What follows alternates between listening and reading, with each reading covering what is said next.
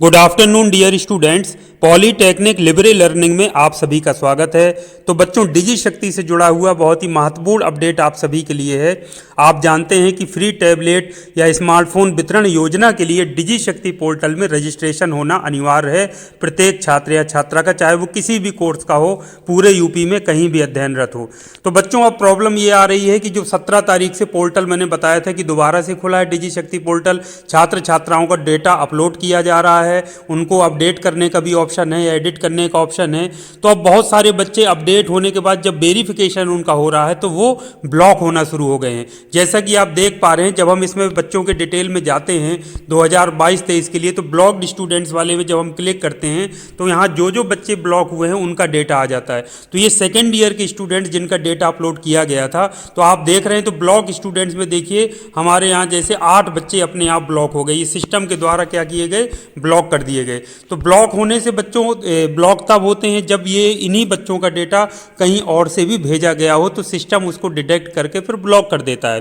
तो कई बच्चे ऐसे हैं जैसे पॉलीटेक्निक डिप्लोमा कर रहे हैं रेगुलर, और दूसरी जगह कहीं बीए या बीएससी में भी एडमिशन लिए हैं।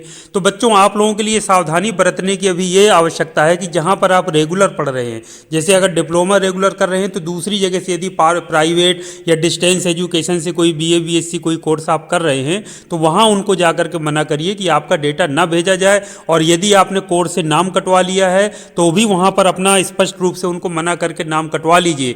कई बच्चे बताते हैं कि सर हमने तो वहाँ पढ़ते थे लेकिन नाम कटवा लिया है। तो बच्चों, नाम आपका नहीं कटा होगा तभी वहाँ से डेटा भेजा गया है और आपका ब्लॉक हुआ है। तो ये बच्चों जो 8 स्टूडेंट्स हैं, जैसे 2 सिविल के हैं, सिविल ईपीसी के 5 हैं, 1 मैकेनिकल का है, तो ये सारी चीज़ें इस तरह से बच्चों को अब आगे चल कर नुकसान ये होगा कि ना तो इनको ये टैबलेट मिल पाएगा, और इसी तरह से यदि आप कहीं बीए बीएससी में है तो स्मार्टफोन भी नहीं मिल पाएगा।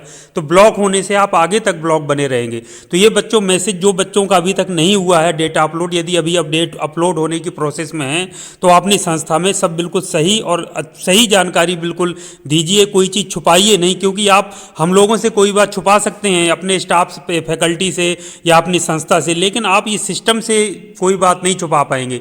ये पूरे आपके जो डेटा है, जो आधार नंबर है, मोबाइल, ईमेल, जो आपका नाम है, पिता का नाम है, उसके आधार पर वो उसको कहीं ना कहीं डिटेक्ट करके आपको ब्लॉक कर देगा। तो आपको विशेष सावधानी बरतनी है, कोई बात को छुपाना नहीं है। यदि कहीं आपने एडमिशन लिया था, नाम कटवा लिया है, तो वहाँ से डेटा क्यों जा रहा है, इसकी बात आपको लग करके कराना पड़ेगा यदि आपको टैबलेट या स्मार्टफोन का लाभ चाहिए।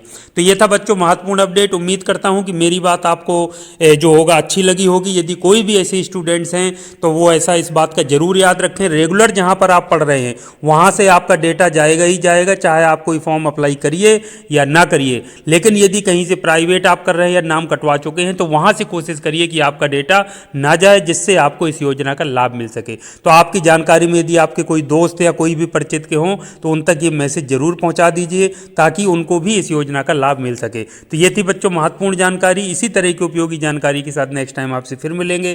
तब तक के लिए थैंक यू वेरी मच। आप सभी का दिन शुभ हो।